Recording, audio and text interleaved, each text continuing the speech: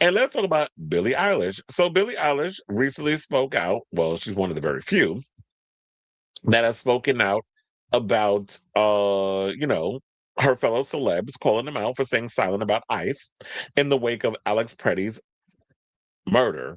They want to call it shooting death. No, that dude was murdered. I almost said MFer because that's always the quote unquote, the way I talk, whatever. I was like, no, we're gonna call it what it is. This man was murdered for trying to help a woman that these beta males, pussy assholes, was going around just throwing on floors and dragging her, and you're all surrounding her like you're going to do something crazy with her. And I don't put nothing past ICE with the essays because there's been stories coming out about them doing that too. So let's get into this thing with what Billie Eilish had to say. So in a Monday morning post on her IG story, which was January 26th, by the way, so it was 2 days ago, the pop star shared a photo of herself looking quizzically at the camera, saying, "Hey, my fellow celebrities, you gonna speak up?" Now, shortly prior, Eilish had reshared a couple of posts about the death of Alex Pretty, who an ICE agent pow-powed and red rummed on Saturday, January 24th, during a immigration enforcement operation.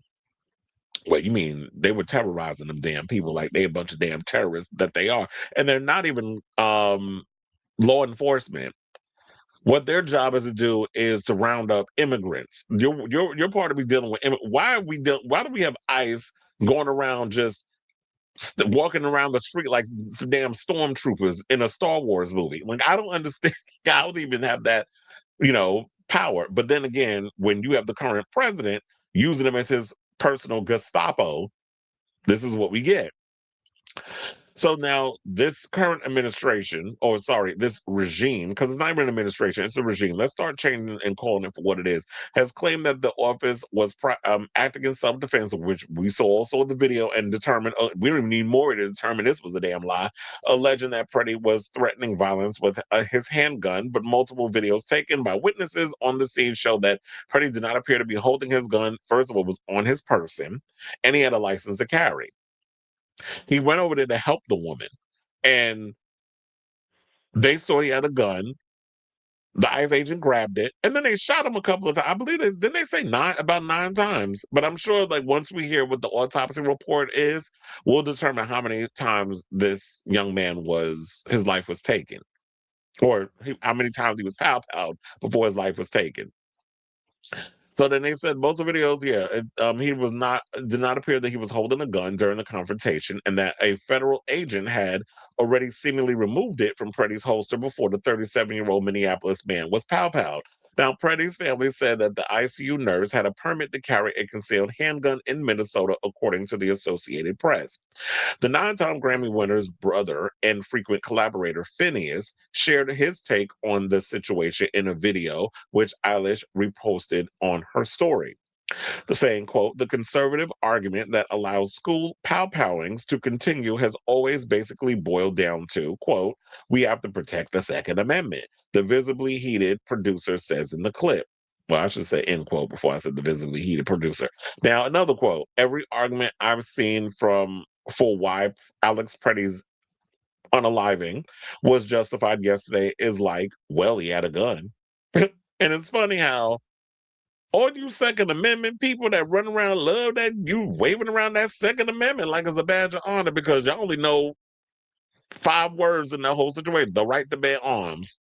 So y'all know that part, but you don't know everything else that goes into what is required of the Second Amendment. So when it's somebody on a team that you don't agree with politically, first of all, you don't even know what his political beliefs are. You're just making an assumption because they're out there going up against ICE, who is going after not just immigrants, but American citizens.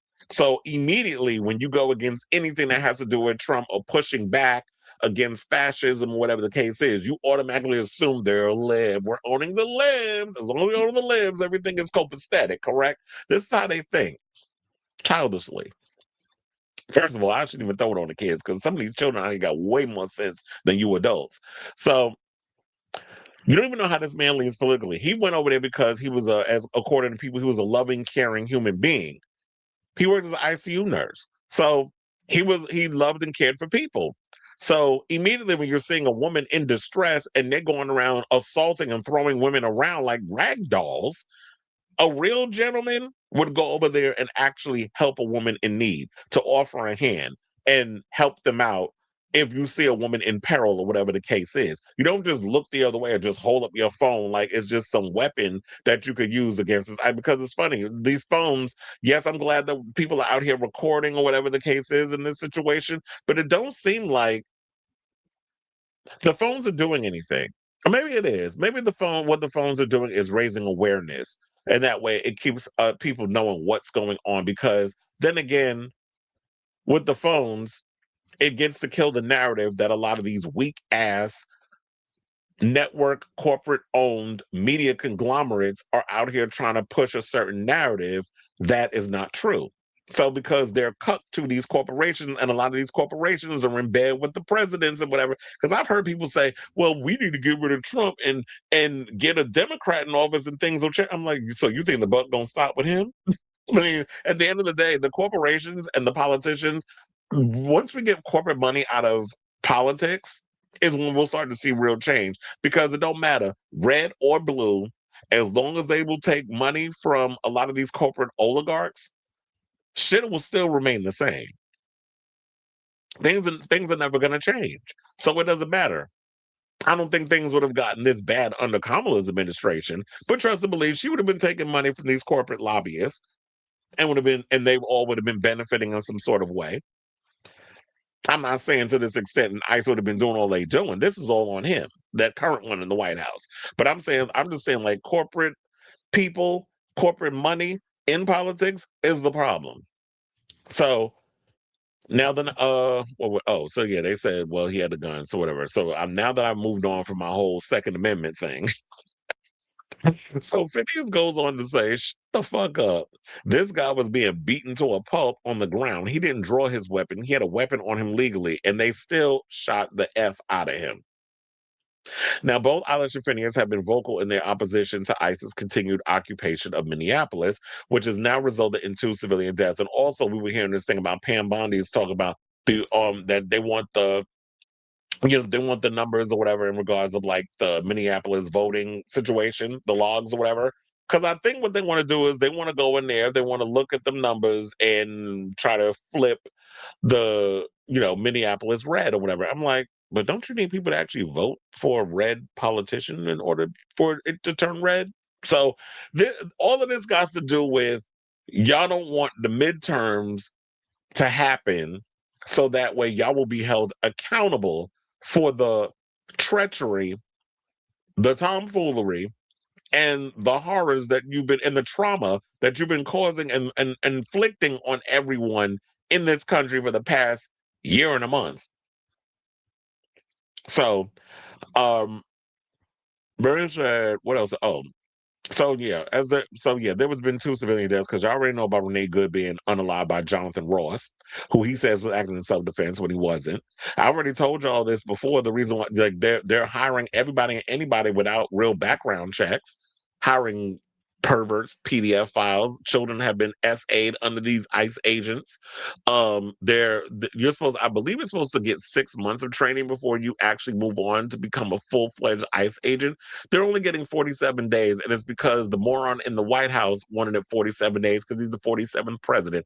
Wish this shit was just something I could just pull out of my ass and just be telling y'all. But you can't be surprised by any of the buffoonery that comes from these clowns that they got running up in there. So um, so Eilish went on to say this. She went on to say, "We're seeing our neighbors being kidnapped, peaceful protesters being assaulted and unalived, our civil rights being stripped." She said this while accepting the 2026 MLK Jr. Beloved Community. Not beloved, because I'll be thinking, beloved, how we use it in a shady term. Beloved Community Award for Environmental Justice on January 17th, adding that many Americans no longer feel safe in our own homes or in the streets. Oh, yeah, because they're kicking in people's doors too and pulling them out of their houses. One man, I think, was coming out of the bathroom, was dragged out into the street, humiliating and putting handcuffs in his underwear. So this is what they're doing. They don't even have warrants. They're just kicking in people's doors, violating. Like, this is giving very much Nazi Germany. That's what this is all giving. Taken clearly out of, and it probably was in Project 2025 as well.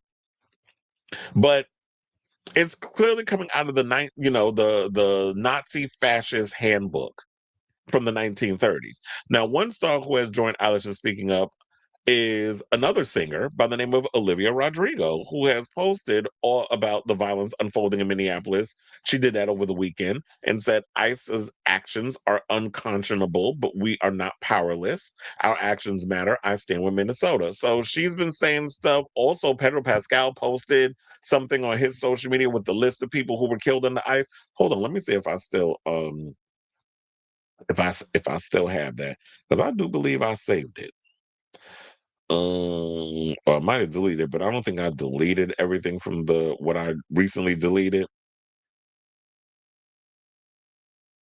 Oh yeah, I still got it. So yeah, he posted ISIS killed 9 people so far in 2026. Because the funny enough, this is what irritates me about the fact, shout out to Pedro Pascal for being, Pascal is punk. That's his Instagram if you want to follow him. But one thing I love, and him and Javier Bardem, those are two Latino actors that have been speaking up, Hispanic actors. So they only bring up Alex Petty and Renee Good, but y'all need to say the other people names too. Just like how we did with Black Lives Matter, say their names. We're gonna do it here with the people that's being assaulted by ICE as well.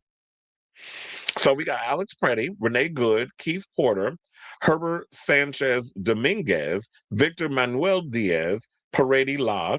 Then we have Luis Beltran Yanez Cruz, Luis Gustavo Nunez Caceres, Geraldo Lunas Campos, and those are and Geraldo Lunas Campos. So we have all those names. So it's literally 9 people that we know of so far whose lives have been taken by ICE. And so they also said, yeah, they deserve remembrance. They all deserve justice. And hopefully we'll be able to get this, because I feel like the next person that gets up in this White House, um, the days of we don't look backwards, we look forwards, those days is over. Yeah, that was something Obama said when he got in office after George W. Bush caused the chaos during his tenure in the White House. So we're not doing that.